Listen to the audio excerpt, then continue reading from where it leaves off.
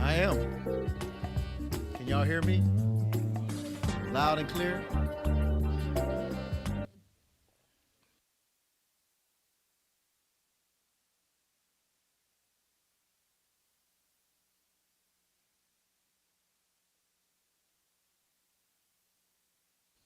Everybody, this is Jeffrey L. Boney. Of course, I'm excited to once again serve as the host of Trending Tuesdays, brought to you by K. Davis Associates, and we're so excited to be here to once again talk about some of the subject matter that matters to all of us, especially now here in this day and time. I want to start off, and we're going to segue as I introduce my guest here shortly to talk about what's going on right now across town at Wheeler Avenue Baptist Church. Of course, we've since our last meeting, we've buried and laid to rest the Congresswoman who represented for nearly 30 years, Congresswoman Sheila Jackson Lee, and it was a star-studded event. I'm talking about if anybody could have brought all of the people out that were brought out to honor her and acknowledge her. I'm talking about from the Stevie Wonders to former President Bill Clinton, Secretary of State Hillary Clinton. I'm talking about the Vice President, soon to be, she's the presumptive, let me just say, the presumptive Democratic nominee for President, Kamala Harris, and many, many others from her congressional colleagues, the former Speaker of the House, Nancy Pelosi, Al Sharpton, Benjamin Crump. I mean, so many people who celebrated and acknowledged the life of Congresswoman Sheila Jackson Lee. But there is a special selection, I'm gonna call it a selection, that's going on right now by the members of the Harris County Democratic Party. And I wanted to kind of quickly break down the process of what's happening. A lot of people have been confused about what's going on. Let me do this first. Let me go ahead and introduce my guests. And that way we can have a conversation about this. First and foremost, I want to introduce someone who's been 35 plus years of executive experience. She's been in banking, she's been in community development. She served as the first female president and CEO of Unity National Bank, the only African-American financial institution, banking institution in the state of Texas. And of course, she's also most recently the president and CEO. She's no longer with them, but she was most recently the president and CEO of Lift Fund, which is a nonprofit community development financial institution that provides funding and business education to small business owners and entrepreneurs. I'm talking about none other than the Laurie Vignard. Let's give it up for Laurie Vignard, everybody. And I want to also introduce someone I've known for many years. I'm talking about someone who is the guru of real estate across the United States. She's currently the president of the National Association of Real Estate Brokers, which is the premier network of black real estate professionals and one of the oldest minority trade associations in the country with over 100 chapters nationwide. She also serves as the CEO of George E. Johnson Development, and under her leadership, the company has procured contracts with major institutions such as Houston Community College System, with the Harris Center of Mental Health, Houston Independent School District, the City of Houston, FDIC, and many others. Let's give it up for the Courtney Johnson Rose, everybody. Such a pleasure to be here. All right, so I was just about to get into the conversation about what's happening across the way. You have 88 precinct chairs. Wow. Who will be making the decision to replace the Congresswoman on the ballot, just so everyone can know the process and what actually led us and got us to this point. So the Congresswoman won a tough primary, Democratic primary race against her challenger, Amanda Edwards, at the time.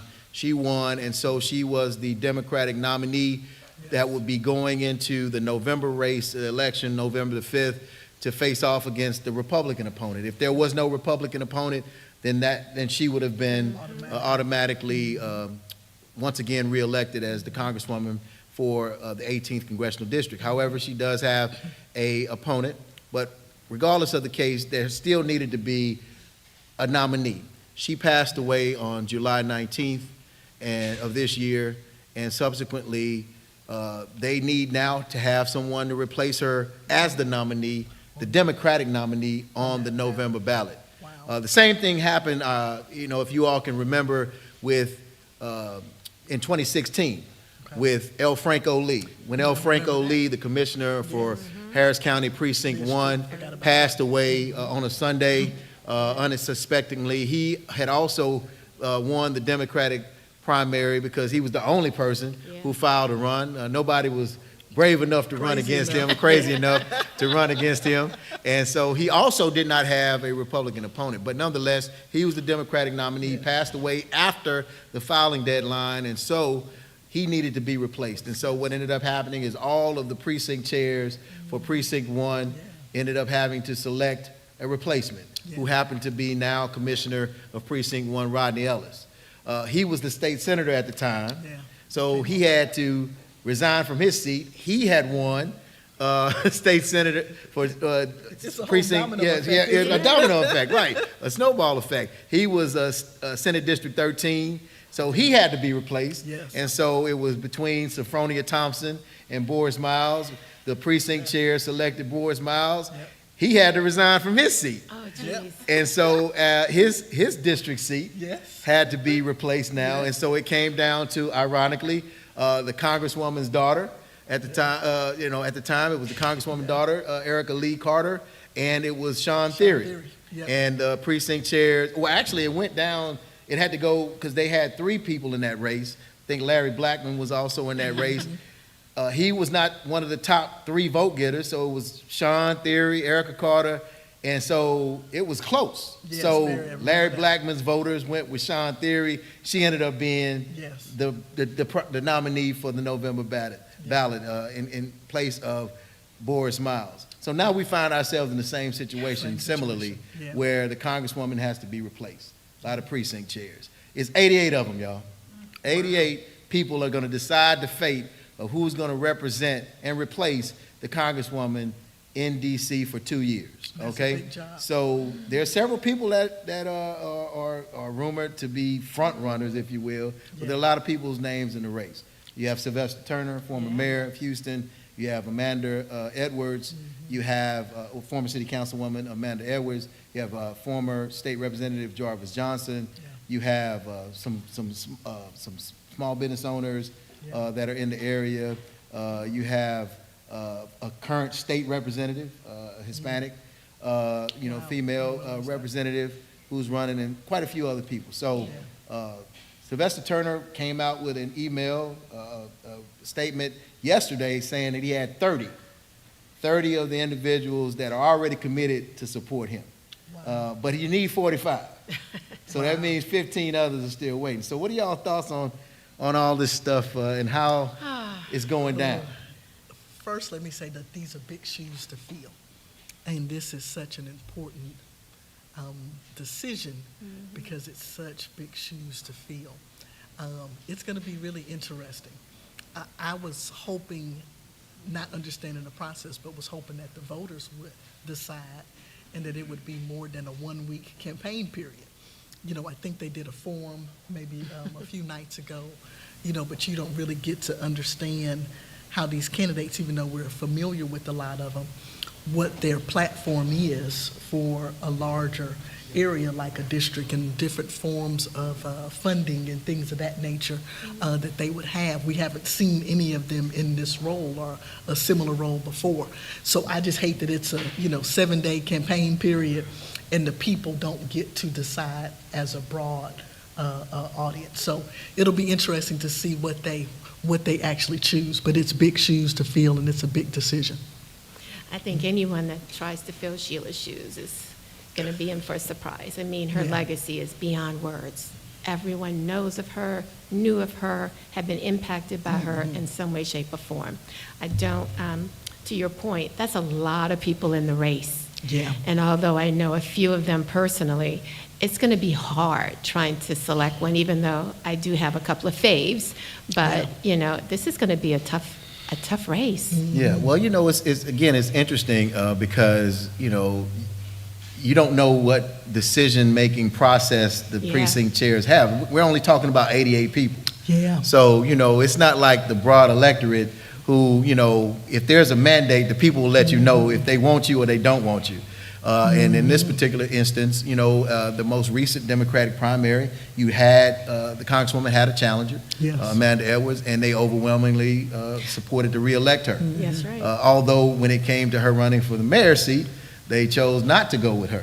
So, you know, the people know, I'm a firm believer that the people know what they want and who they want. And they know who's doing what and who they want to be in these particular Yeah. these positions. Yeah. Ironically, you see also that her daughter announced that she was running for the special election that was called by Yes. the governor, which he had to do by state law in order to fill her remaining term, which is going to be probably roughly 6 weeks or so, that she'll be, whoever is elected will be serving in that seat. So she announced that she was running. Also, James Dixon, Bishop James Dixon announced prior to her officially announcing that she was running that he was interested, but he said that if she ran, that he Yeah. would back off. which he did. Ceremonially, I think that is phenomenal. Really, do you know? I do. I think that it's a special time. It's a short period of time, and I just think that it'll be an historic moment for our Yeah. community because the Congresswoman's legacy was so strong, and we knew what her family meant to her. So as the whole process plays out with who the long-term candidate is, I think that is a great thing to do for that short period of time. So I'm really personally excited that Erica Lee Carter has decided to do that. Very hopeful that that comes out positively. I agree. I think that she's Yeah. ideal to kind of close out her mom's legacy. You know, Yes. all the work that she had been doing for this year, you know, she gets to complete it for her mom on her behalf. So what more for this family? I think it's beautiful. So you have a lot of people, again, to not confuse the issue. There are going to be two races. Two different Yeah. races, yeah. Two different races for the same seat Yeah. For the same seat. on the November 5th ballot, and those two will be one for the special election that we're just talking about, Yes. and that will not be for the two-year term. Correct. That's just for That's the just end going of to the year. right. I So think what- you're going to need to explain this again. yeah, I probably need to explain it back to myself. It's But no, really something. It's something that I want to make sure everybody is aware of. Yes. When you come to the ballot and you're a congressional district 18 voter, Yes. you'll be voting for several different races, including the presidential race, which we'll talk about a little That's a later. big one. But you'll also be voting for the same seat, but two different Yeah. races. In a One row. for the special election, Yep. which is to complete her term, which again, it will be from when you win that election to, I want to say it's January the 3rd. Yep. Is when that term will conclude. And then you have the person that's going to be selected Yeah. by the precinct chairs. And I really wish I was there right now, to be honest. Wow. I mean, I wish I was here, but I would have loved to have been over there as a fly on the wall to Just to kind of listen. see, Yeah. because what's going to be interesting is those precinct chairs, those 88 precinct chairs actually have to stand up. And they say have their to vote. state who they're voting for. This is going to be very interesting. It's going to be interesting. Is anybody recording it that we can go back and I'm watch sure it? we'll be able to. I'm interesting. sure somebody will. And actually, we need to keep an eye on social media because it may Yes. be hot off Yeah. the press. I really think that this is a very interesting race. Looking at the candidates, it's kind of like, are they going to choose to go with what we know? Or are they going to choose to go a different direction? Kind of old school versus new school. Yeah. And the beautiful thing about it, I think we will be okay either way. But it's going to be interesting to see how those votes go. You know, when these seats are created and you get an icon that gets into these seats, literally someone has to retire, which is rare, or someone has to pass away for it to be able to change hands. So this is a historic moment. And you could pick a candidate that has 20, 30 years longevity, just like Congresswoman had, to run with it. Or you could pick a candidate that says, hey, we're gonna, do this for the next 4 to 5 years, and then we'll start again. So it'll be very interesting to see what they decide. Yeah, and I've heard a lot of conversation, to your point. Yeah. There are people who would like to see former Mayor Turner because they feel like, of course, experience-wise, that he's been there And as you a know state what you get. representative, and you know Yeah. what you're getting. Yeah. But then you have questions that have arisen about his age and also his health. whether, Yeah. you know, that would play a factor, and how long would he actually be able to serve? Yeah. Correct. You know, the Congresswoman was 74 Yeah. when she passed. He's currently 70. Yeah. And so, you know, and he suffered from cancer here recently Yeah. and overcame, thankfully. However, yes. you know, those questions are in the back of people's minds. And then you have the question of, to your point, about who's actually been in the trenches doing the work. Now, Correct. keep in mind, let's not just start with the Congresswoman, Jackson Lee. You had Barbara Jordan. Yeah. Yes. You had Mickey Leland. This is a historic You seat. got some trendsetters Yes, you that do. even paved the way that sat in that seat. Yeah. Yes. You know, yes. that you know, you're talking about filling shoes. You know, she filled You're right Mickey about that, Leland's Jeff, shoes though. Yeah. and, You're right and, about and that. Barbara Jordan's shoes, but Yeah. Mickey Leland had to fill Barbara Jordan's shoes. Yeah. Yes. And you want somebody in a position that's going to be there for a while. You know, I mean, the legacy of Sheila obviously expands a long time, but I don't want, you know, this election is like every 2 years for this particular seat, but you don't want somebody getting there and then every few years you're changing them out. You want them to be there. But do you want someone that's just young and that's going to be there for a while, or do you want somebody that's going to be effective, or that you know has a track record of advocating for the people? Well, you know, Yeah. this is an argument that we're having on a national level too, so, you know, Right, it's kind of right. interesting that we're talking about this And locally. It's you very know. interesting because Yeah. age has been a factor in the national Yeah. conversation also too. Absolutely, yeah. It has been. And I don't want to diminish, and again, I love Sylvester, and, you know, I can see him doing this job I in can his too. sleep. I Yes. really can. But I don't want to diminish the other candidates that are maybe a little bit younger, ambitious, who are just as committed to the position and probably will. But how do you know that they're committed? I What don't. is That's what I'm saying. Oh, I you mean, know. what do we? That's What is the litmus decision. test? Do you Well- go with what you know, Exactly. or do they take a chance? But that's what I'm asking. What is You the know. litmus test? How do we judge who would be an effective representation for that seat or any seat for that matter? Yeah. Well, don't- Is it just because, oh, they're ambitious, they're young? I know a lot of people who've been ambitious that have dropped the ball tremendously because all they cared about was their own personal Right. resume Right. and advancement. But at the same time, you also are looking at individuals in the race who do have a track record Yes. that you can compare. I mean, those that have not stepped up to the level that we're looking for, then of course they're going to self-eliminate themselves. But there's a few who have been in the public service Right. arena Yeah. for a minute. And so I think that it's only fair for them to get the same look Yeah. But you know what I Yeah. believe, and I'm going to come to you here, is that this will be a selection Yeah, by the precinct chairs this go round, but the people will definitely decide Decide. after 2 years. Correct, Yeah. correct. So they will get an opportunity to make their voice to make heard. their Their voices voice heard. They will. Although I'm sure everybody wishes that they could right now at this very moment. Yeah. But that's just the way, that's the reality of how the political, and a lot of people probably go to the ballots and have voted for precinct chairs and not even know what the hell they was voting for. They was like, man, what is this? They Now- look over the precinct precinct chairs, they look over And the they mud, voted the everything. mud board. Yes, You know, if you have a yes. mud district or some of the other Yeah. various positions that are Now you low see how on the important totem this pole, is. But that's- these things are very important. That Elections goes- matter. All elections. Exactly, and then, Elections but, matter. you know, Texas politics, Houston's politics are so different from Louisiana, so you have a Yeah. different process of how you look at electing or selecting your candidates. But to your point, you know, we really need to be paying attention, you Yeah. know, to who's being selected, who's being elected, you know, because these positions, you know, are very important. I mean, This Yeah. is the hard part. I think two things that the precinct chairs have to keep in mind. Mm. One, we've only had a week of campaigning. So how do they make that decision? yes, Because you haven't been able to really hear from these candidates in this level. Two is, as we go into all of the momentum of November and could come out positively on the Democratic side, the legislation, the policies, the things that can be passed under a Harris administration is really, really strong. And you want to have a strong congressperson that can take advantage of the moment, yes. that knows what they're doing, that's savvy enough to really move the agenda for Houston and District 18 forward.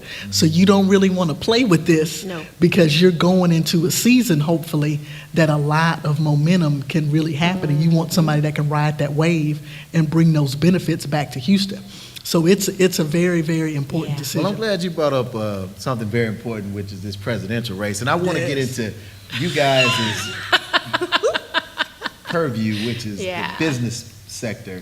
You all are experts in business, finance, real estate, et cetera. And I want to get to that because that's very important. But we have a very, very important race. huge. You know, every election, particularly presidential election, you always hear, this is the election of our lifetime. Yes. And you know, you always be like, oh man, that's the most doom and gloom type statement you can have. But I would venture to say this is truly The election of the our election of our lifetime. Yeah. And we have someone who was not on the radar, We didn't think about it. didn't think about A month it ago. being a reality. Yes. And I think that even in conversations, people who said to themselves, you know what, there's no way they would Yeah. select her as the nominee. Yeah. No way. Yeah. They already gave us a black one. Now they don't want another black one, especially a woman. I 'Cause they rejected Hillary, so they damn sure are going Not to gonna do reject this, yeah. a black woman. Yeah. And the momentum Has been that unreal. that the Overnight. Democratic It's Party, been that this unreal. particular race has garnered is something that I've not seen since Obama. Yeah. Yeah, this is so interesting, and this is so crazy because I was invited by the U.S. Black Chamber to the Vice President's home the Thursday before the Sunday that this was announced. And I had the opportunity to meet her. It was my second or third time meeting her. And, you know, I was going to say something about NARAB, but I was with another colleague from NARAB who said that. So when I had a chance to meet her, what just came to my spirit was to say, I am praying for you. I know that there's a lot going on right now because they were talking about Biden dropping out and things of that nature. So what came to my spirit to say to her is that I am praying for you. And she was doing the shaking hands, and she stopped dead in her tracks. And she looked me dead in the eye and said, I appreciate that so much. And she said, keep praying. It's a lot going on. And literally 4 days later, she is up for president of the United States of America. Wow. So just mentally, she's still a person, you know, that has to process all of this happening. And it wasn't expected. What I thought would happen was potentially, you know, if she was the vice president, the Biden-Harris ticket got back in, then maybe if something happened that she could be the president. I never thought that she would be the nominee. Yeah. Right. But this Yeah. is amazing, and the outpour of support has been so astonishing and so surprising, but such a blessing. And I'm just so excited to see America wrap their arms around her, not just the black community, Yeah. not just women, but it's been an outpour of support from multiple cultures, et cetera. And it's just been a beautiful thing to see. Yeah, Lori, why do you think she's gotten so much love and support? You know, she's amazing, and she's talking to us. She's saying everything that we have been saying behind Yeah. closed doors with each other. She is Yeah. saying it out in the public. I want to go back to that moment Yes. when President Biden made the announcement. I never forget, I was with my daughters, and I was really upset with them because I was constantly promoting why this election is so important. You have Yeah. to support this president. You know, we cannot take chances. Yes. And remember that Sunday when he made the announcement, Yes. my heart kind of dropped. Yes. Because I'm like, please, let's not argue over who the candidate is going to be. And when they said Kamala, I have never seen my daughters and their friends get so excited, Wow. which was something that got me energized again. It's like, that's what Yes. they've been waiting for. That's what they've been waiting for. And this woman is beyond ready for And this capable, position. She's yes. been watching the president for the past almost 4 years. Yes. She has a resume that is beyond words for anyone to even doubt or question whether or not she's eligible. And as you guys can see, I am definitely a fan. I came the way prepared. The minute that she said she was running, I had my friends in California, New Orleans, and Houston. All of us were on the phone talking about, let's get on the calls. We need to Yes. support this person because, to your point, Jeff and Courtney, this is a critical election. It's Critical. critical for all of us. Yes. You know, we cannot take a chance. And so, I'm sorry, I'm real time having conversations with the people over at Wheeler What trying to happened to- find out. What So did they as do? it stands right now, as they're doing the voting, Amanda Edwards has 4 more votes than all the other candidates at this Wow. time as they're going pushing. through the voting. So She's been we'll see. working. She's been So- working. We'll see. So going back to this campaign, and she's now selected a vice president, Tim Yes. Walz. I think that he's now able to be the bulldog. Yes. Don't And- you just love him? Yes. It's I perfect. love him, It's perfect. yes. It was a very good decision. Yeah, Yeah. I mean, but interestingly, if you've been following the backstory of this, he really wasn't her first choice. Yeah. Matter of fact, I don't think he was her third choice. It was the governor of Pennsylvania. And then there were Shapiro, conversations, there was a whisper campaign going on behind the scenes against him because, of course, him being pro-Israel Yeah. and being Jewish and several other factors. But on paper, when you He look was. at it, he was the perfect Yeah. choice Yeah. to be her running mate. It's like he looked the part. He Yes. fit the, Sounded. and when you look Yeah. at Walz, he doesn't look the part. Yeah. You know, I mean, Yeah. he doesn't look like the polished, the Bill Clinton-esque type Yeah. of a look, Yeah. right? Yeah. And so, but he is the person, and he's been received seemingly so well. Been The received Democratic very well. National Convention is coming up here on the 19th. Next week, yeah. And that's going to be a lot of buzz. And typically, after any convention, whether it's Republican or Democrat, there's a bump for Yeah. that particular Yes, nominee. because you get to know them, you get to hear from Right, them. and then, of course, the people that support them, et cetera. So, do you believe that, that this particular race is going to be close? Do you think that it's going to, do you think that, now surprisingly, last election with, not this past election, but the previous election with former President Trump and Hillary Clinton, Hillary. I was surprised, although I probably shouldn't have been, that 54% of white women supported President Trump Yeah. over a white woman. Yeah. And that's going to be the most interesting and fun thing for me personally, is that black women would have gotten to the White House before white women. But they had an opportunity, and we supported that opportunity. Our community supported that opportunity. They didn't support that opportunity. Yeah. But what do you think it was about Hillary that made, knowing who Trump was? Yes. Now he's even more exposed now. And But I think a knowing lot of who he people was just then, didn't know. Yeah, Lord, My thought is, I think back to when her husband was president. yeah. And there was a lot of talk behind the scenes about Hillary. What was her intention? She wanted to be president. She wants to be a senator. She wants to be the next elected. I'm not sure how that rubbed people. Yeah. And that whole process of her trying to get to that place. I have to admit, I was incredibly proud and excited to think that she was going to break, that glass ceiling for many of us, but, and disappointed, obviously, that Trump was elected. But I think that she had baggage. She had people not as supportive. But I want to go back to a point that you made. We have to remember, black women have been putting these presidents, these Democrats in office. Consistently. And so the fact that we have a black woman running for president this time is just so appropriate. Yes. And I won't say that I wasn't afraid in the very Yes. beginning that, she would be received, but it warms my heart to see how too. black women came together, Latinos came together, Correct. white men came together, black Yes. men. I mean, there's constantly conference calls and people Yes. pulling together to rally around her because we know that she's the right person. I don't think that there's a comparison between her and Hillary. I think their paths are totally different. I don't think that Correct. she came with the same amount of baggage. She came with a great story and a track record. Not that Hillary didn't, but Hillary had a lot of baggage associated with yeah, it. and I agreed. was on that call right after right after Biden dropped out. The 40,000 black women. Well, I was on. Oh, I was on that one. No. I jumped on that call just to see what was going on, but I was on the one right after that was led by Roland Martin and With the black men, that was group, beautiful. The Black Men, Yes. initiative, and we raised some money. I gave some money, and every day, all day, I get about 8 text messages Thank you. and about You're 20 on the list. emails asking, "Hey, look, you gave Yeah. these last 8 times. Can you give another?" One more time, And I'm one like, more "Just time." one more. We gonna ask you for $9. One more today. time. And if you give $9 a day, you may end up getting a free trip to the DNC. I'm like, oh my God. But anyway, they're definitely working hard. It's a machine. Yes. It's a Yeah. machine, Yeah. and it looks seemingly positive. Yeah. But I have to Yeah. wonder, why wasn't this machine in place for Biden?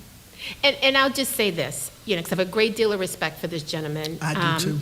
So much Tremendous respect, and I often was annoyed that we don't give the same level of respect and attention to our elders. Mm-hmm. The man comes with experience. He has seen this, he has walked this walk before. He knows Yeah. what to do. Granted, him next to Trump, the man's That just was theater tough. Yeah. and chaos. It's hard to bring any sensibility to a conversation when you're dealing with a asshole, excuse me. Yes. But I think that I wish, and I'm not ungrateful that we don't have it now. I'm really excited that we do, but I'm disappointed that we didn't have that same amount of energy around him. Well, Yeah. That we I were ready think to that- throw in the towel. I Yeah. believe that there was a lot of hope and Yeah. optimism, and after that debate, Yeah, the debate I was believe not that good. deflated a lot of people, Yeah. especially a lot of our younger Yeah. people. There was a lack of excitement, and there was this feeling of hopelessness, like, man, Trump's going to That win was my again. daughters, I saw it, yeah. What So I it think wasn't is about a disrespect of our elders. It was just looking at the reality of, Yeah. man, this is not looking good. I was a part of several conversations with younger people that would say, is this the best our country has? Yeah, yeah. We're looking at a 78-year-old candidate and an 80-year-old candidate. Is this all that we can do? Two All old these white men. people, this is all that we can bring. So I think the lack of enthusiasm would have been detrimental because I don't think people would have voted. The Yeah. other thing that I wonder is President Biden has been tremendous. He has done so much for several communities. And at the end of the day, I wonder when people were calling for his resignation and people, talking so bad about him and the social media and the memes and everything else, I wonder if him and his wife just said, you know what? We've done enough for America. Yeah. I'm going to live instead of making another tremendous sacrifice where my every move is watched. No personal freedom. Instead of doing that, you know what? I think I've done enough. And, we're going to bow out gracefully and move on with our lives and enjoy our golden years. I really think at the end of the day, if I was him and Jill, laying around the White House in the bed, I would just say, you know what? I've given all that I can. Yeah. He supported Yeah. Obama. He was one of the major reasons why Obama got elected. When we look at some of the policies, our first black female Supreme Court justice, Yeah. our Secretary of HUD, he has done some major things. He fulfilled his promises. And if I was him, I would have just said, you know what? Yeah. I have served, and I'm going to go home. The hell with y'all. If you calling for my resignation, you know what? Yeah. But on the strength of the fact that you are the president of the United States, and you're in the position to potentially allow the reins to be handed over to someone that we know is a liar, a cheater, and I ain't just talking about I'm talking about cheater as far as business, Yes. et cetera. Someone who will look you dead in the face and tell you that the sky's purple, Yeah. and expects you to believe it. Expect you And just get because mad he if- said- because and he get said mad it. if you don't. Right, and gets mad if you don't, Yeah. and it's completely disrespectful. He's misogynistic, sexist, racist, and has not claimed to know that Project 2025 is a real thing, and I ain't never heard about it. What are you talking about? Yeah. So all of these things, I think people were looking at this like, man, and cognitively, you have to look at the state of our current president, Yes. and he just wasn't there. I mean, he was making a lot of missteps, and he just looked tired and old. And It was being just old an is not a age bad thing. thing because It's we're just all an going to age get thing. there. But Correct. it's just that Yeah.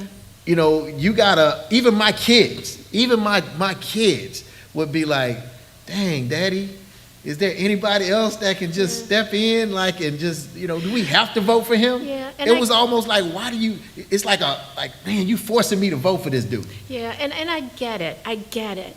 But there's such I have this sense of loyalty. Correct. to people who have done good by us. Yes. You know, and granted, he probably was at the tail end of this ride for him. My biggest concern is that I did not want to throw in my towel with him until I knew that there was somebody else. If there was nobody else, I would go to the end of the earth with this man Same because here. I know he Yeah. has You know what the a track alternative record. is. Yeah. Exactly. And I think that's the part that kind of bothered me a little bit because you had all of this noise and rumbling. And granted, I watched the debate. I was on the edge of my seat. My daughter, we watch all this Yeah. stuff together, and they're bothered, they're not excited, they're almost checking out, and I'm thinking, you just can't do it. You can't Yeah. do that. Yeah. So do But- you wish we go back to? No, hey.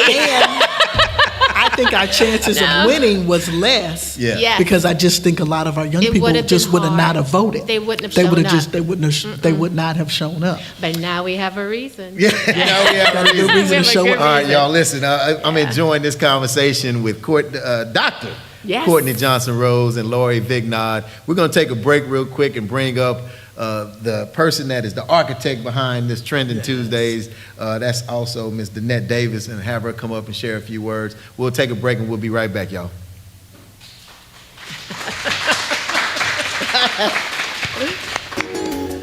So Amanda's up by 4, huh? Now, I think Sylvester's You think up by 1.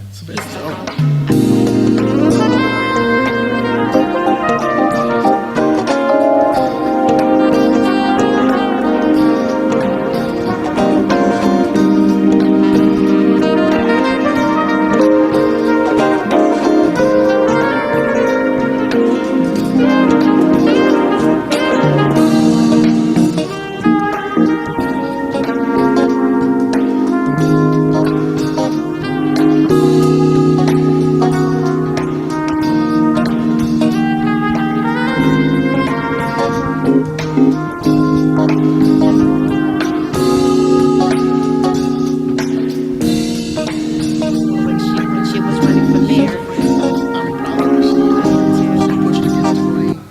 But I hate to have to pick between her and Sylvester. Check, mic check. Yeah.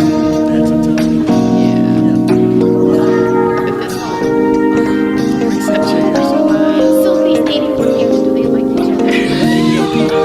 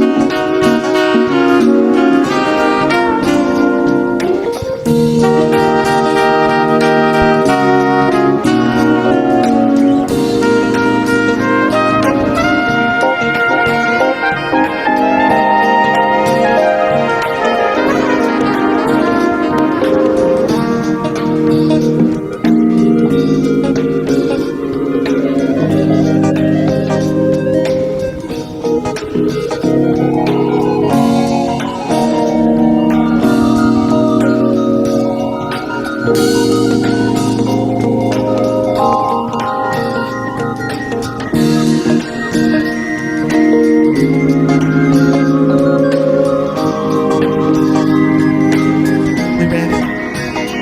We're in the break. Ooh, I want to thank those guests that were here earlier and that are still coming back. I'm calling this in the break, right? Okay. And the first thing I want you to do, if you're in this room, I want you to go find this live podcast and hit subscribe. That's the first thing, it matters that you do that. We're doing this, and the whole concept is so that information that we bring to you is relevant, and you guys like it. And as we continue to have you participate in this process, you do need to subscribe, because it's just kind of how that whole thing works, right? Okay, I'm Danette Davis, and we're K Davis Associates as my business, and we're furniture, fixtures, and equipment. And if you notice, you're in the showroom, but we call it the Showroom Plus. And my husband, honestly, Chef Eddie, who has this wonderful meal. You guys won't taste it because you're not here. But if you were, you'd be able to taste some of his wonderful delectables. But we do have some folk that are here with us. We also have K Davis. If you hear KDITC, that's K Davis in the community, because that's exactly where we are.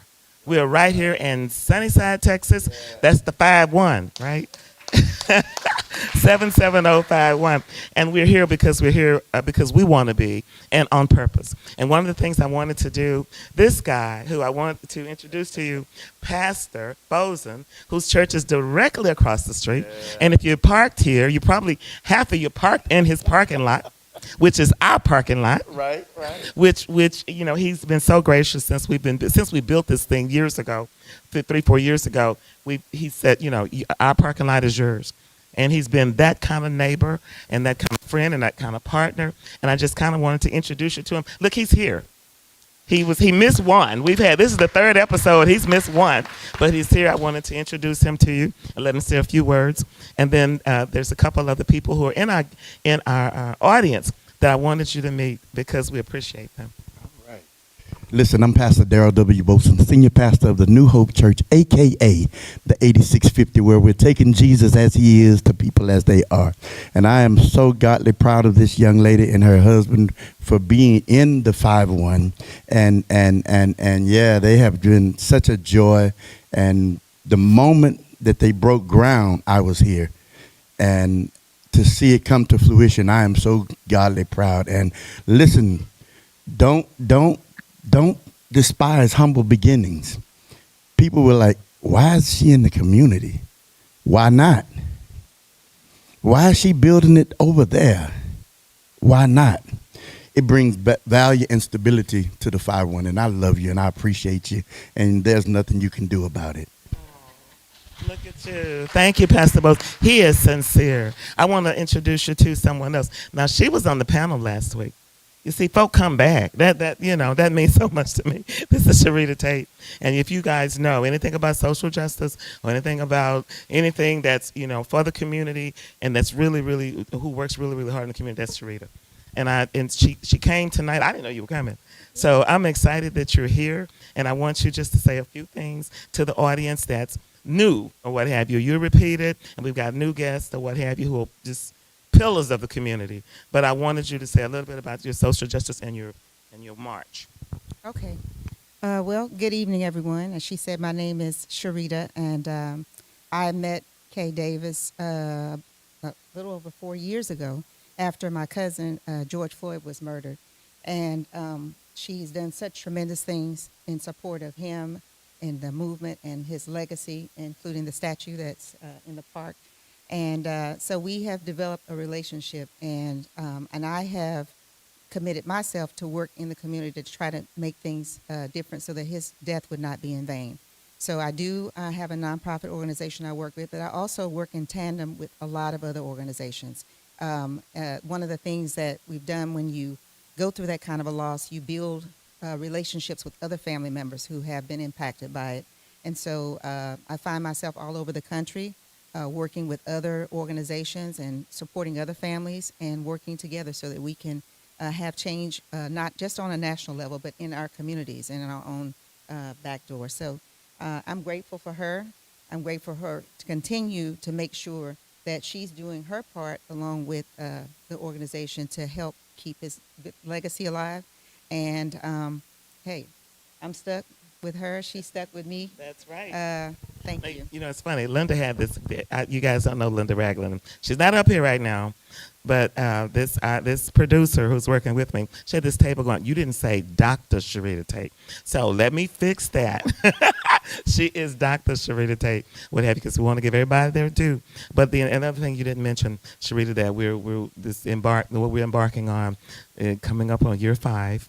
You know, if you walk around the facility, guys, please notice that this photographic exhibit, you know, when we did the unveiling, and I want to give due to Rodney Ellis, Commissioner Ellis, who, and at Tom Bass Park, which is where the statue is, and you guys need to go see it. And a lot of people were not able to see it. So, and the person is, now with this camera there, poking at us is Vicky Pink, who was there. But we got a lot of great photos, the artist and George and his family that put that medallion, literally, on him. That was not on, it's not on the statue, but the family said that, that belongs. There's pictures, and it's always here in our showroom, but out at Tom Bass Park, it stands there as a photography exhibit that kind of it reminds you of that day, because we don't want to ever forget. But I'm saying that to say, coming up on year 5, with Sharita, over breakfast, when she made that phone call, it's like we have to do something really, really special. So next year, there's a festival that's coming in May that we're working and we're planning on. So I did want to go on and mention that today. So we thank you. And for those folks that are in the audience, we so much appreciate you. Thank you. And we've got a little beverage and a little food, what have you, because we want you to know, you guys are on the inaugural ride. My first group that was here, but this is 3, but we know that it takes a minute for people to realize we're serious about what we're doing. When we say in the community, we care, we want everybody connected, not just on a Houston level, but on a national level, because Houston matters. We're important, aren't we? Yeah, we are. So with that, I'm going to close the break and say thank you again. Thank you.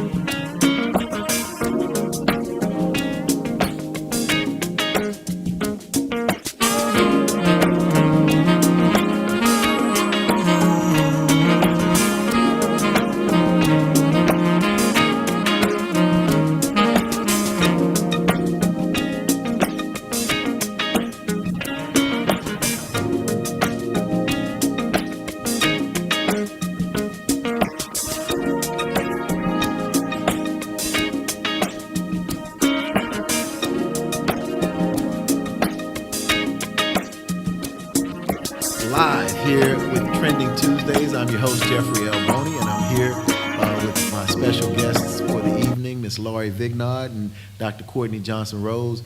And we're going to jump into a conversation, but I want to follow up on something that was stated earlier. Make sure you go to hit the subscribe button on YouTube for Trending Tuesdays. Make sure you not only do that, but share it with all your friends, families, even your foes. They need to listen to and watch Trending Tuesdays as well. We look forward to coming forth with a lot of other meaningful conversation in future weeks, and so we want you to be a part of that. And so go hit the subscribe button today, right now. All right, so jumping back into the conversation, we've talked about politics, and we're talking about the replacement of Congresswoman Sheila Jackson Lee and who may very well be the 47th President of the United States. But let's talk about something that I've been following. There's been a lot of buzzwords. There's a gentleman who is called and considered the architect of the Southern Strategy. His name was Lee Atwater. He was the political strategist for Richard Nixon. And as part of the Southern Strategy, he did an interview one time, and in that interview, he said, you can't use the N-word anymore. He said, you have to use things and phrases like states' rights and busing. These were the things going on at that time. He said, you got to use these because although you can't say the N-word, when you say these words and these phrases, people get it. They understand that you're not saying the N-word, but you are saying it in an indirect way. So you've heard these different phrases like woke, and you've heard CRT, critical race theory. Yeah. And there's another one where there's an attack, I call it an attack, on many of the institutions that were created to create fairness, balance, equality in various industries, and whether it be corporate America or in the business sector or just in overall public services. And that's, affirmative action as well as many other policies and laws that have been put in place to get rid of things like Jim Crow, the black codes, and things of that nature that negatively impacted black people, mostly. And so now there's this DEI thing, this DEI attack against diversity, equity, and inclusion. And so many entities, whether they be universities, colleges, on various campuses and state campuses and private institutions, many businesses, many public sector agencies implemented DEI programs to try to bridge the gap, to try to help to deal with some of the unfairness, historical unfairness that has taken place. So many of these DEI programs, if not all, across the United States are under attack, especially right here in Texas. So I know that you're someone who's kind of been following this and keenly aware. It's sickening to see that many of the things that were put in place to try to protect those that were truly being discriminated against are now being used in reverse to claim reverse discrimination because of what they feel is a distinct advantage for people of color. Yeah, I don't even know where to start with this conversation because I kind of reflect back to when I was the president and CEO of Unity National Bank, and we were just talking about George Floyd when George was murdered, and then we went through the pandemic, and that's when all of this disparities became to come to light. In crime, we're targeted, and murdered just for being black or stopped for being black. The education system, when you're accessing capital, in healthcare, DEI, I think in all the programs, DEI became really relevant. It's like 2020, we're talking about this because you can see that there's not an equal playing field here.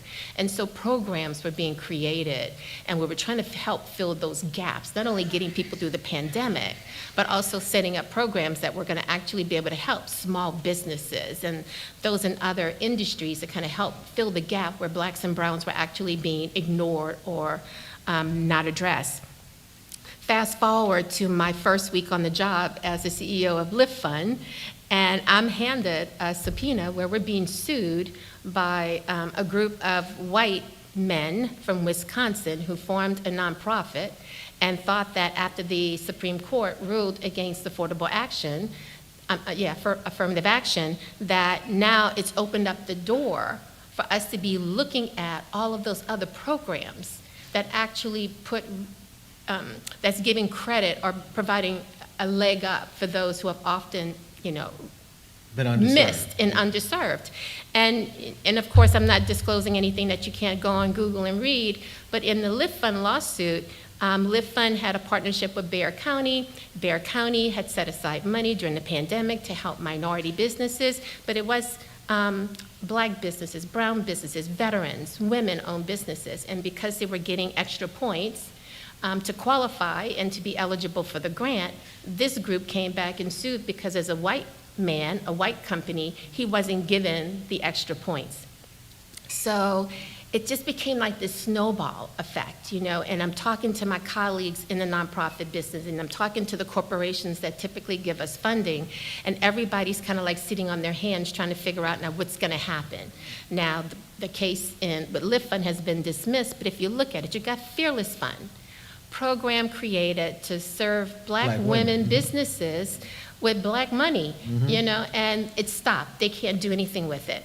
The Minority Business Development Agency, they were shut down in reference to how they can identify the business that they're going to be supporting. They basically lost that lawsuit. There's another one in Massachusetts, a capital fund, that has paused the program because they're waiting to see what's going to happen with the lawsuit. And this is just 4 that I'm familiar with, but there's so many more out there that, are being targeted because their program has been designed to fill a gap. But now you're being penalized because this group then figured out that the Civil Rights Act of 1866, Section 198, that was designed to eliminate discriminatory practices for Blacks and Browns are now being used against us. They just flipped the table. And I just think it's crazy. You look at Texas and you've got the universities and stuff can no longer have DEI programs.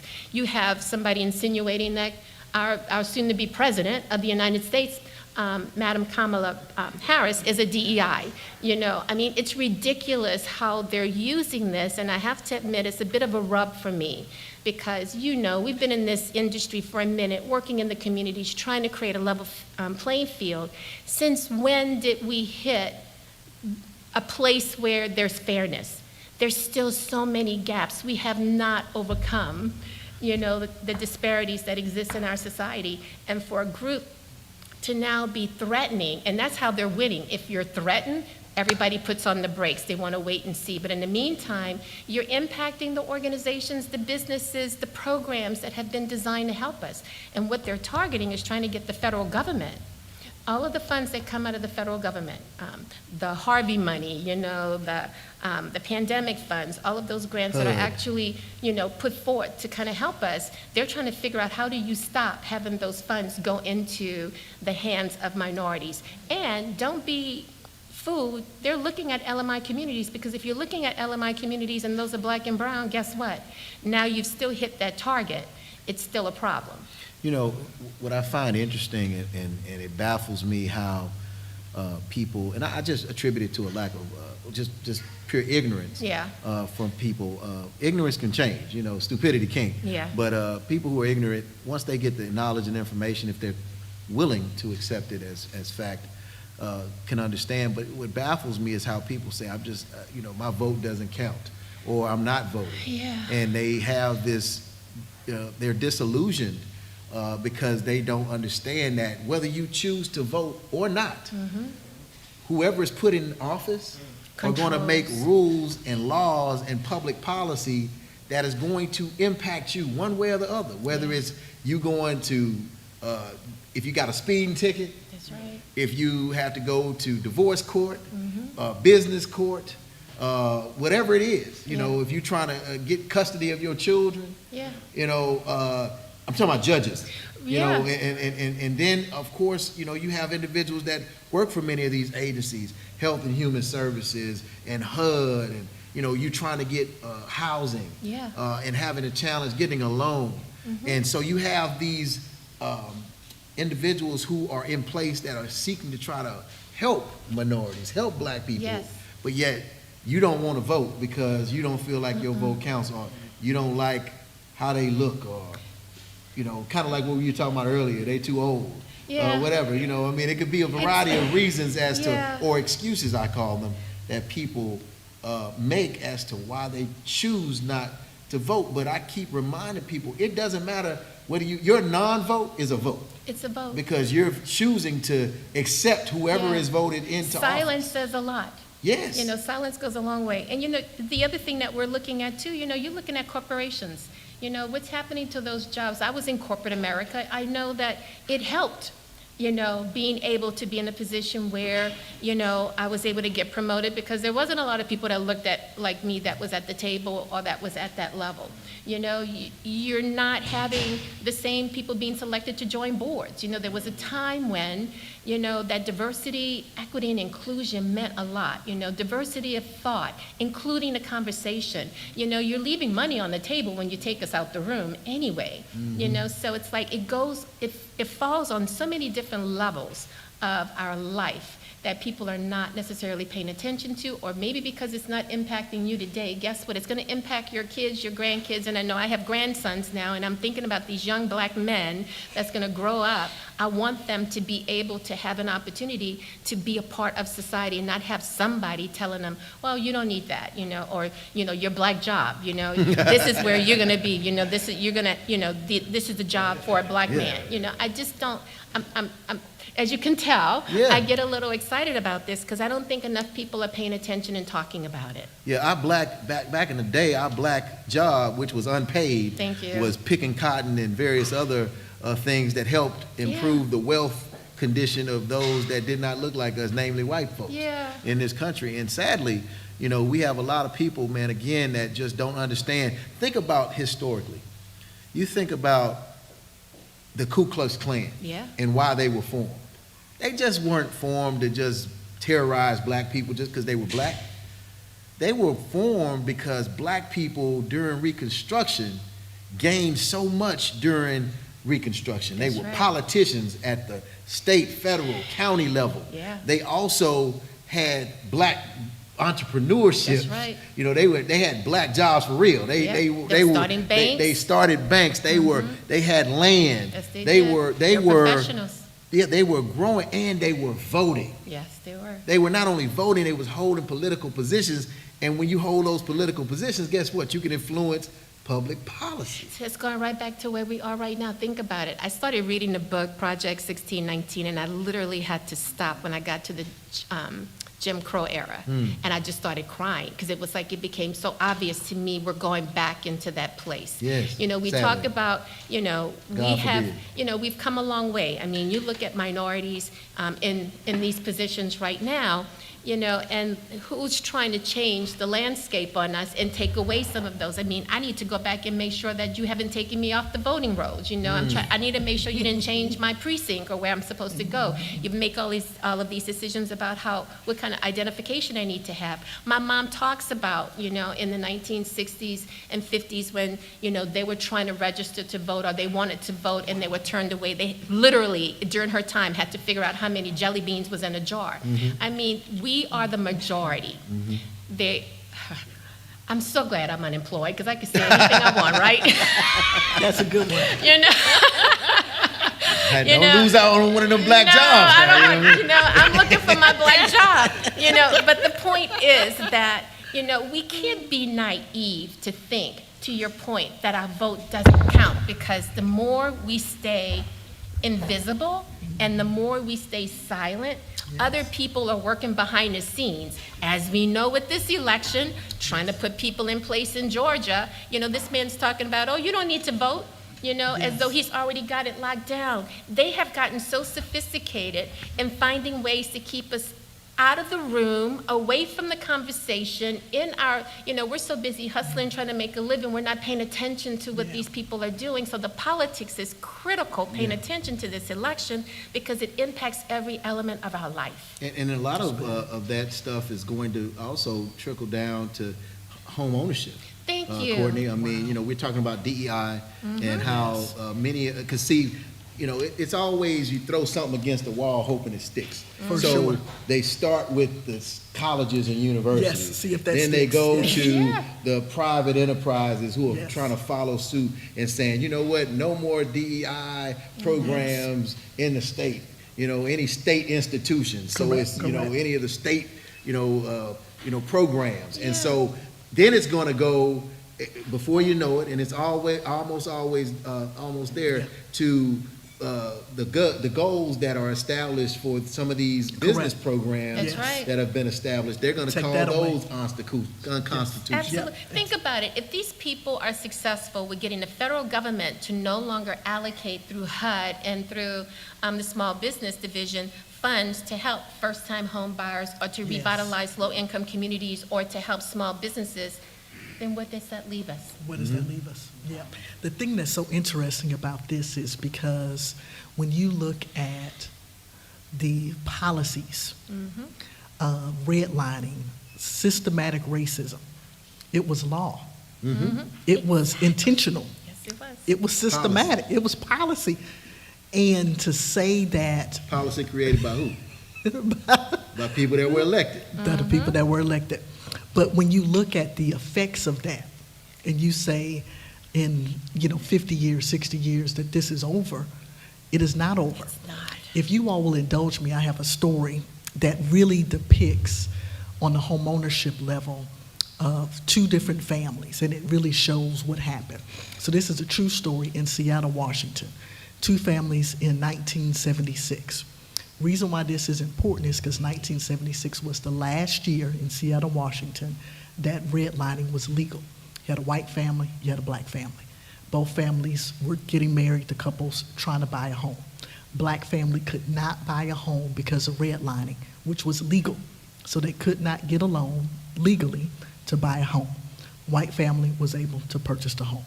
White family bought the home, 1976, went on to have a couple of children. Children grew up, time for the children to go to college. Well, guess what? They have equity in their home.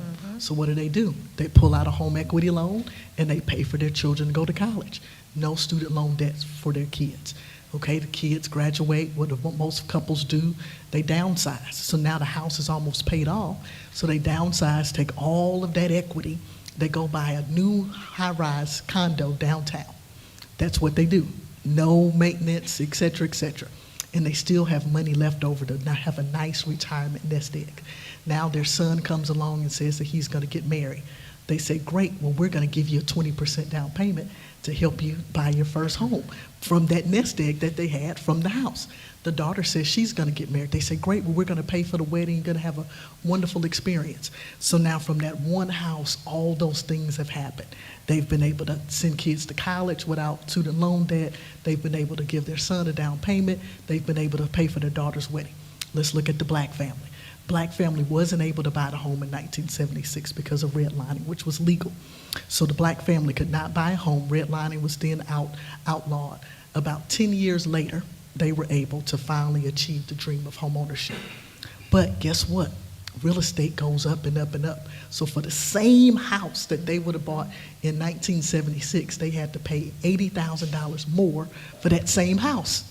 Same house. But 10 years later, guess how much more it costs? Time for their kids to go to college.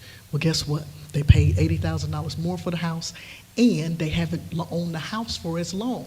So guess what? They don't have enough equity to pull money out of their house for their kids to go to college. So both their kids go to college, but both their kids go to college with student loan debt.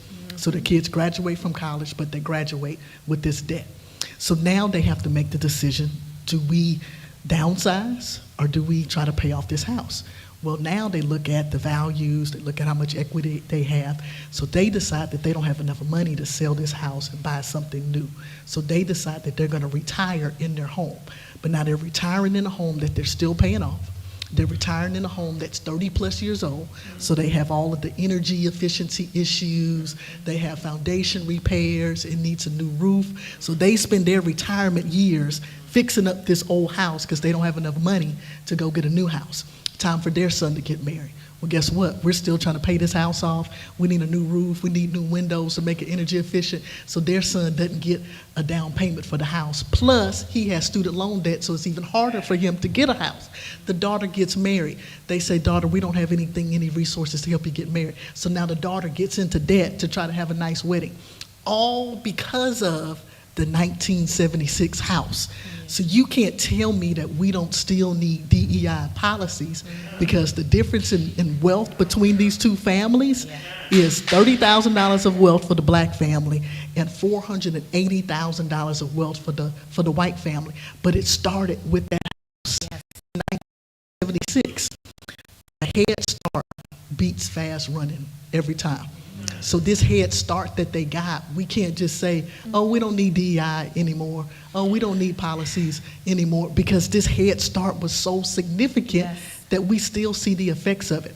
So that example just shows you how we're not lazy. We're not incompetent. It's a head start that they had, and it was policy. It was laws that put us in this position, and it has to be policy and laws that gets us out of this. It's just not going to automatically happen. Well, I challenge everybody to let's flip it. Yes, yes. You know, I think that many times, you know, the powers that be and those that don't look like us try to take something that is a positive for us, such as DEI, and try to make it like a dirty word or a dirty phrase. A giveaway. Like with a giveaway. Like welfare. In essence, like it's, you know, although the majority of people on welfare in the United States are white, but nonetheless, I was going to say that with the Affordable Care Act, what did they start calling it? Obamacare. To try to make it out to be a negative. Now everybody was like, give me that Obamacare. Because, you know, he embraced it and turned it into a positive.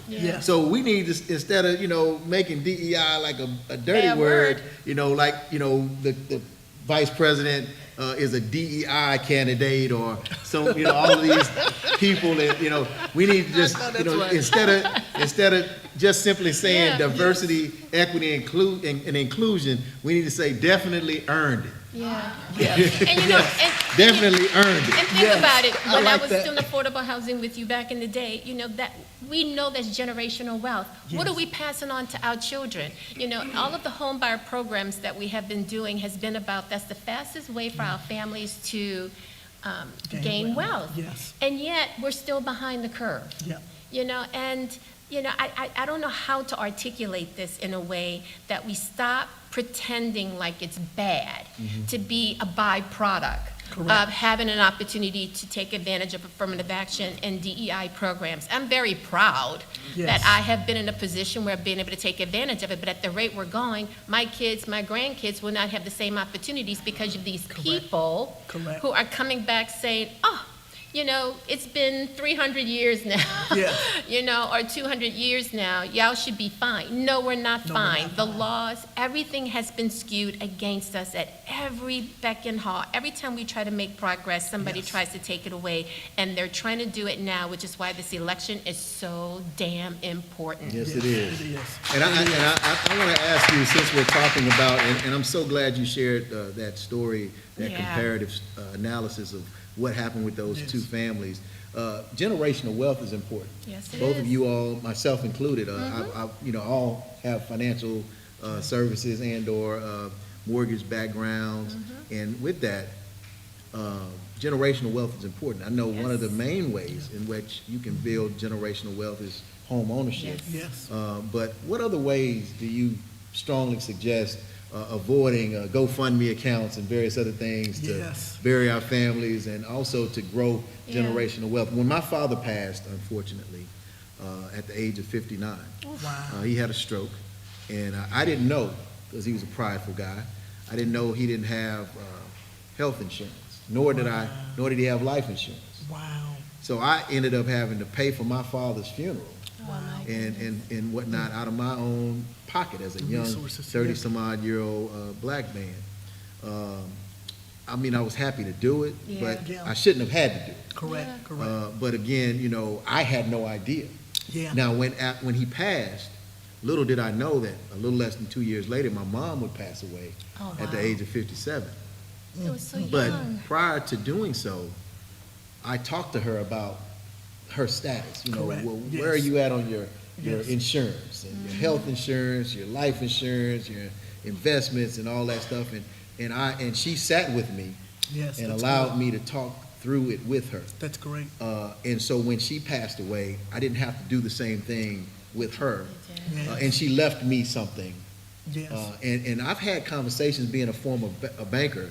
I literally had a conversation, y'all, with a black mother, and I was talking to her about life insurance, and I was like, hey, you can get life insurance, pay $20 a month, you know what I'm saying? And it'll take care of this, that, and the third. And she was like, life insurance? I don't want life insurance. If I can't take advantage of it while I'm here, then I don't want nobody else to have it when I die. And I was like, wow, really? That's tough. But you know, in reality, that's the way a lot of people think. A lot of people have that mindset that, you know what, if I can't benefit from it myself right now, then I don't want to pay money towards something that I can't benefit from. Not understanding that Yeah. when you're gone, many of your assets, your debts are going to pass on to your, Yeah. But it's you a know, tool. descendants. It's a tool to build wealth. I had the wonderful opportunity a couple of weeks ago through a conference, our NARAB conference, to interview Master P. Master P is about 200 million short of being a billionaire with the products and Rap Snacks and other things that he's done. And how Master P started was his grandfather passed away and left him a $10,000 life insurance policy. And that's how he started. No Limit Records was with that $10,000 from his grandfather and has built that to almost $1 billion. So you don't know what you could do for your family. I mean, life insurance is a huge wealth builder in our community that we don't benefit from. In other communities and other cultures, when someone passes on, they leave that wealth for their family that they can start a business with, that they have emergency funds, that they can send kids to college with. And it's one of the cheapest things that you can buy that we just don't take advantage of. That's a big one in our community. Entrepreneurship is a way for us to close the wealth gap because your income potential is unlimited when you're an entrepreneur versus when you're working for wages. And then homeownership is another way that we can close the actual gap. But insurance, it's a big one. And one last thing I'll mention that we are struggling with our community, and that's passing along real estate properly. We are struggling with heirs property. We're losing millions of dollars because our grandparents had this home that they fought for with a fourth grade education, fought against redlining and everything else, and now it's passed along 2 generations, and the grandchildren and cousins are fighting over it, and no one wants to pay the taxes and take care of this property and take ownership of it. But it's wealth. And we're losing it in our communities because we're too busy fighting over she's still living there, she should pay this and that. But it's wealth, and you had people that had fourth grade educations that were able to fight through all of that, no education, to get this home, and we can't even figure out how to pass it along with our families. it happens more often than not. It happens Yes. to my family. So, Yes. I mean, I'm a living witness. Yes. You know, when they say, can you get a witness, I'm the first one to Yes. raise my hand high. We're That's losing just wealth. so unfortunate because often, you know, and I used to talk about this back in the day, we need to understand the value of the dollar. Yes. We need to be able to talk about how these tools are going to benefit us. You talk about life insurance policies. White people have been passing down life insurance policies forever Yes. to their heirs. Tax-free. Yep. Successions, Yep. wills, you know, understanding that we should not be losing these properties. This is Yes. how we build wealth. This is how we pass it on generation to generation. You know, how we spend our money, how do we invest our money, it's just too doggone important. And I know that we have workshops and stuff going on all the time. but how do we make sure that we're able to communicate this in a way that people will receive it and see it? It's not complicated. You know, there's a way to do this, there's baby Yes. steps, and the sooner you start, the better you are. Yeah. You know, but we're losing too much ground. And if we allow people to take away programs that have been designed to help give us this You couple leg, that with you're going to have 30 years Yes, behind the yes, curve again. That we can lose. that we can Yes. lose. All right, so as we close, and this has been such a meaningful and rewarding conversation, access to capital and resources. Yeah. You know, as it relates to affordable housing or housing in general, and as it relates Small to small businesses. businesses and individuals seeking to grow. And I have some official results from Wheeler Avenue, by the way. I can't that wait I'm to gonna- Oh, I can't that- wait. that- Oh, my gosh. that we're gonna drum roll, Okay. and the Are we gonna be results. surprised? The results may shock you. Wow, but interesting. well, we'll see. You know, we'll see. You know, I'll begin by talking about small business, so just since I've been in that lane for the last couple of years. There's so many ways to access capital for our small businesses, and a lot of times we talk about the banks, but sometimes we forget about the CDFIs that are out there, those That's community huge. development financial institutions that have millions of dollars, and they could underwrite the small business loans and provide leverage and leeway and take better risk than Yes. sometimes some of the banks. Yes, And there are for-profit CDFIs, there's nonprofit Nonprofits. CDFIs, there's some banks that are CDFIs. So I want to make sure that as we're talking to our small businesses, don't think that because I can't go to the bank today to access my capital, Yes. that I'm doomed. Yes. There are other resources out there, you know, I so love that. just take advantage of Take it. And I'm advantage more of than that. happy to share a list of names of CDFIs here We'll go in right the ahead state. quickly. Well, you know, besides Lift Fund, which is where I came from, that was a nonprofit CDFI. They cover the whole state of Texas, and of course, they're right here in Houston. But you have the Texas Mezzanine, you have People Fund, you have True Fund. I'm always going to promote my Unity National Bank and my Liberty Bank and Trust, my two Yes. Black minority bank institutions, you know, who are very engaged and working very closely. I'll also offer Amegy Bank has a new product that they have designed to help small businesses. You know, so there's a number of organizations, not only locally but nationally. So, you know, look them up, you know, look up CDFIs, look up the banks, those programs that are really focusing on helping small businesses. And I had to, before we go into the housing, I used to serve on the board of People Fund for about 10 years. And I also had a lot of dealings here in Houston area Yeah. with Houston Minority Development, Inc., with Marlon Mitchell and Yes, his group. Marlon, yes. And Thank so you. there are a lot of institutions that are out there locally, Mm-hmm. statewide, and even across the United States that can help. Definitely Thank so. you. I want to add to that because we recently started a program with NARAB, with Liberty Bank, which is a black-owned bank out of Louisiana area, where we were doing lightning loans for our member businesses that are black-owned businesses. And these loans were $30,000, $50,000. But when you're a small business owner, that can be all the difference in the world. Yeah. So access to capital, I would say, you know, think about it in a smaller way to start. You know, 10,000, 20,000, what can you do? Be a good steward over that and keep on building. I also like CDFIs. I also like smaller regional banks Yes. where you can build a relationship with. A lot of times we'll bank with the big boys because it's easy. You have the app on your phone. It's one on every corner. But when it comes to giving you a loan and developing a relationship, it's hard to do that. But your smaller regional banks give you that opportunity. In terms of home ownership, there's a lot of opportunities out there. I think that getting a mortgage is one of the easiest loans to actually get. One of the easiest loans to actually get. There's so many different types of mortgage products. And about 4 to 5 years ago, special purpose credit programs were Yes. introduced. And these are programs that are designed to help first-time homebuyers. I'll give one example. BMO is a bank that has a program. They give special interest rate down payment assistance if you graduated from an HBCU. So if you graduate from Prairie View, graduate from Texas Southern University, you qualify automatically for this program. You show What's that first one you said? Texas Southern Oh, okay. University, I just- Prairie View. I thought you said et Texas cetera, et Southern. I cetera, just wanted to et make cetera. sure I heard you. I live with a heard you TSU correctly. grad, so I always lead Thought I heard you with, correctly. I just with wanted to- Texas Southern. But that's a big thing, but they were able to do that through a special purpose credit program through Fannie and Freddie. So that's really, really critical. There's programs if you're going to go into certain zip codes, so people that want to come back home, come back to 77051. There's opportunities that if you want to come back to 51, that you can get special programs through these banks.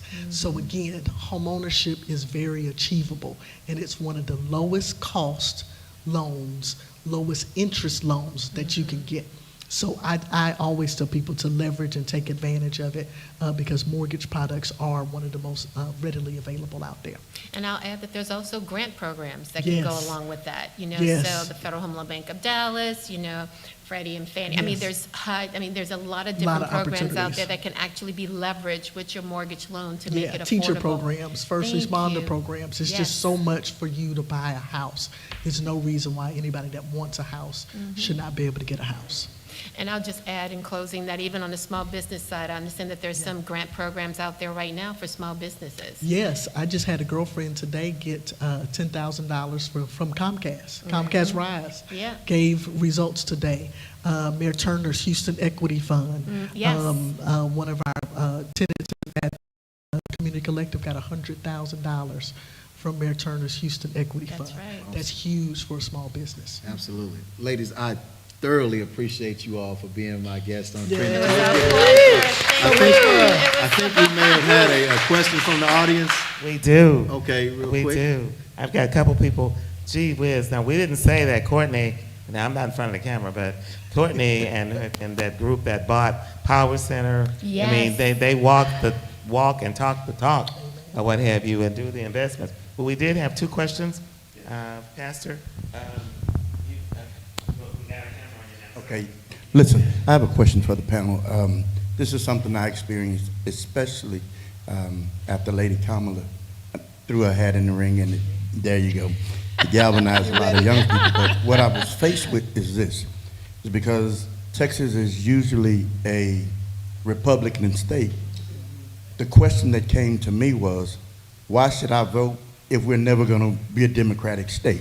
And so I want y'all to address that, That's a if you great will. question, It 'cause really is. I think that's it's a great wonderful question, but let me just start off simply by saying that the state of Texas has the most black people in the United States. And so if all registered Vote. African Americans went to the polls and vote, now I'm not talking about all the black people, I'm talking about just those that are registered, then the state will no longer be a Republican state. Correct. It will be a blue state. Correct. So it's encouraging everybody to get to the polls, Yeah. to vote, and understanding that their vote does matter is important. Whether they're young or old, skinny, Very black, important. it doesn't matter, you know, they need to get to the poll. But we need to also add just how important it is to vote locally. Yes, Because, you know, these district lines are drawn Yeah. at a state level. Yes. And so if you have a bunch of red districts dictating, Correct. you know, how we're going to vote and where we're going to vote, we need to replace them with Democrats. So we need to have more candidates that are going to Yes. run so that we could take back the state, you know, I mean, county by the last- county or district by the district. last Democratic statewide position that was held was Ann Richards as governor of Texas, and that's been to the 90s. And Yeah, so- but so it can happen. And so it has happened, and so it's just a matter Houston has of, changed over. of everyone City of getting to Houston. the, to the, Really? to the Yeah, ballots suburbs. and voting, not just for president, not just for governor, All but the way for down. everything Every- down yes. ballot, because every Judges, position everything. matters. Yes. Yes. Very true. I'm going to say one thing before I get into Vicky, because she has a question that's kind of off totally in a different direction. That one of the things we're going to start doing with this Trending Tuesdays, which is the second and fourth, we will be deputized vote. All right. We'll have literally, you can come in, you can register to vote here. Yay. That's We know great. that this is, like you said, this is the election Yeah, it is. of our lifetime. Yeah. So that's something I just want people to know that's listening. And then Vicky has the final question.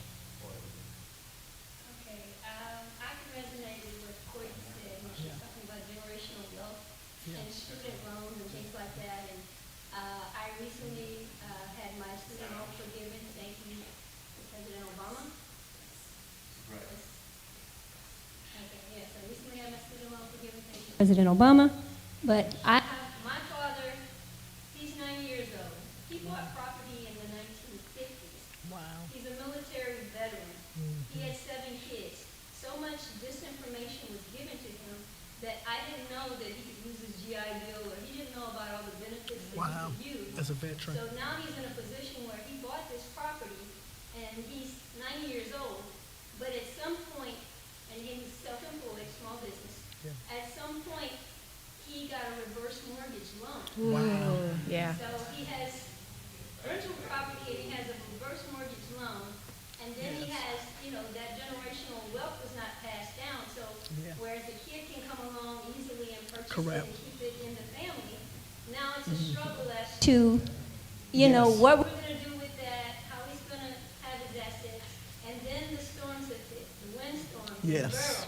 So it destroyed one of his properties and damaged his home. And Yeah. he's in a position where he has no help right now, and we're like struggling to To try to keep the property. maintain. So Yeah. what about these reverse mortgage loans and predatory lending? Yes. I was just on a call earlier today about predatory lending and how it preys on our community. The radio ads on our radio stations, the mailers that come to our homes, the people that knock on our door, the cold calls that we get prey on our community. My grandmother did a reverse mortgage and no one knew about it. She didn't tell anybody in the family. She just did it, and after she passed away, there's letters coming and everybody's trying to figure out, I thought this house was paid off. So at least that's step one. At least you understand what he's done with the reverse mortgage. It's not the end of the world in some cases because values have appreciated a lot over the past 3 to 5 years. So it's important to not just to understand what the value of the home is, and we can definitely help you with that, to know what the asset is. Because a lot of times families just, when they figure out that it's a reverse mortgage, they say, oh, well, we're just giving it back to the bank. Well, wait a minute. Values have increased 20, 30, 40% over the past 5 years. You may not just want to give it back to the bank. So let's look at it case by case, but it's so important to talk to your parents and your grandparents and have these financial conversations, because a lot of times the elderly will get into a reverse mortgage because it's marketed to them and they don't understand all the ramifications of it. So it's really important to start having those conversations so they can be educated. I was going to just say, this is a very, very sensitive topic to me. Yeah. It's something I care deeply about. Matter of fact, this week, I'm editor of the Forward Times newspaper, and I wrote a lead article this week called Scamming Our Seniors, where there was, I don't know if you heard, it was a 92-year-old man who had his property, a general warranty deed signed by a guy that wasn't even someone he knew. He told him that he needed repairs done on his home and things of that nature, and it was up to $30,000, but his family didn't know anything about it. Yeah. He had just moved into a living facility. But there's so many of these things that happen that go on. Yes. But let me just They prey on say us. this. Yes, they do. I was a banker for 11 years. I was vice president of small business banking for Washington Mutual, but before that, I managed our our mortgage banking commercial online, and telephone banking is what I meant to say.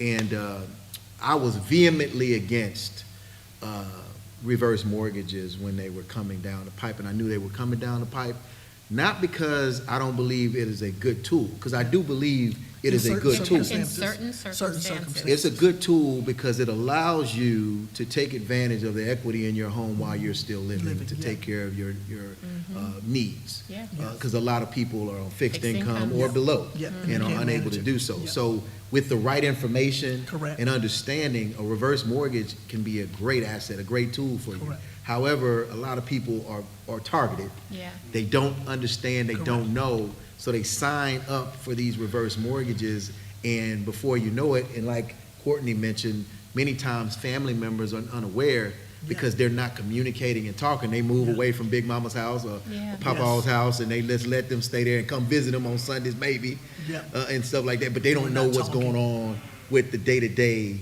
of their finances and their situation. And so before you know it, just like this family of this 92-year-old that I was just telling you about, and just like her family with grandma, they had no idea. Yep. And clearly, I guess you all were in a position to deal with the reverse mortgage, whereas some families Not Yeah. in the position. are not, Yep. which it seems like what you're saying, or at least you're challenged to try to address the situation. It's unfortunate. Education and information is the key, but getting with someone that can help Yeah. to try to see if there are some remedies for the situation, because the money has been dispersed. So the lien has been, The lien is done. So it's owed, and it's a proper lien. It's not something illegal that was done. Yeah. Yeah, So it is now, what it is, yeah, now you have to figure out a way as a family Yeah. to manage. to get past it and get through it and not lose your father's property. Can we say, trendingtuesdays.com, can we say to the audience or for people with questions that they just send those questions and we will do the best we can to respond Absolutely. with our Absolutely. guests who are experts in those areas? I think Absolutely. that's all we can do. Absolutely. You know, Well, I just before- want to, as we close, Yeah, exactly. as I close, Come on, Pastor. as I close, Pastor, you have an offering plate for me, Pastor? I just want to thank you all for tuning in to Trending Tuesdays. I want to thank my guests, Dr. Courtney Johnson Rose and Lori Vignal. Let's give them a round of applause again. Thank you. And I want to get a drum roll so I can give you these results. Are y'all ready? Yeah. All right, so this went to a runoff. No, You're They are kidding. It went to a runoff. they are tied. It went to a runoff. But, At the end of the first round, Amanda Edwards had 34 votes. Sylvester Turner had 35 votes. Letitia Plummer had 6 votes. I didn't know Plummer was And Yeah. former State Representative Jarvis Johnson encouraged all of his supporters to support Amanda. So after the runoff, all of the individuals got an opportunity to speak that were in the top 2 vote getters. And the final results were 37 votes to 41 votes with 2 abstentions. Sylvester Turner is going to be the representative on the Democratic ticket. congratulations. Wow. That was close. Yeah, it was very close. That was It was very close. close. So Wow. that is who the precinct chairs of the 18th Congressional District chose this evening. And so next is the November the 5th election. So I want to encourage all of you all and vote. Vote twice if you can, as long as it's not illegal and you don't go to jail. I'm But just vote. teasing. But vote. No, please, No matter what you please, do. please go vote. Yeah. And God bless you. Have a great evening. Thank you. Wow, that was close. Great job, Jeff. That was something else. I know. Y'all thought I was going to say something different. You know what? Goes out to Amanda. I do too. She's been working on this for years. To be so close. She need to get out in the community more. She need to deal with the people. People don't.